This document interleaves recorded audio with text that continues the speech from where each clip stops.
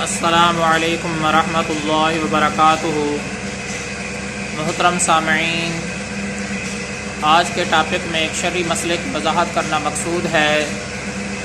وہ شرعی مسئلہ یہ ہے، اگر عورت کے ایام چل رہے ہوں، ناپاکی کی حالت میں ہو، حالت حیض میں ہو، تو آیا قرآن پاک کی تلاوت کر سکتی ہے یا نہیں؟ اس سلسلے میں آج کا ٹاپک آپ کی خدمت میں حاضر ہے۔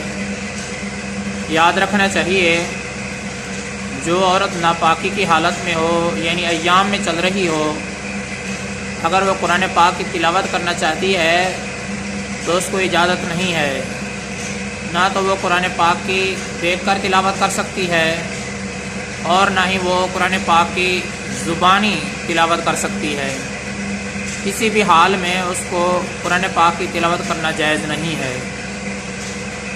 لیکن اگر قرآن پاک کے علاوہ ذکر و اذکار کرنا چاہتی ہے، تسبیحات پڑھنا چاہتی ہے، درود شریف پڑھنا چاہتی ہے، تو ان تمام چیزوں کو پڑھنا جائز ہے، اس میں کوئی حرج کی بات نہیں ہے۔ تو ذکر و اذکار بھی کر سکتی ہے، درود شریف بھی پڑھ سکتی ہے، اور اسی طریقے سے کوئی بھی اللہ تعالیٰ کا ذکر کرنا چاہے تو اس میں کوئی حرج کی بات نہیں ہے۔ لیکن قرآن پاک کی تلاوت کسی حال میں بھی اس کے لیے جائز نہیں ہے۔ محترم سامعین، مسئلے کا خلاصہ یہی ہے، اگر کوئی عورت حائضہ ہو، ایام حیض اس کے چل رہے ہوں، تو پھر ایسی صورتحال میں اس کو قرآن پاک کی تلاوت نہ تو دیکھ کر کرنا جائز ہے اور نہ ہی زبانی کرنا جائز ہے۔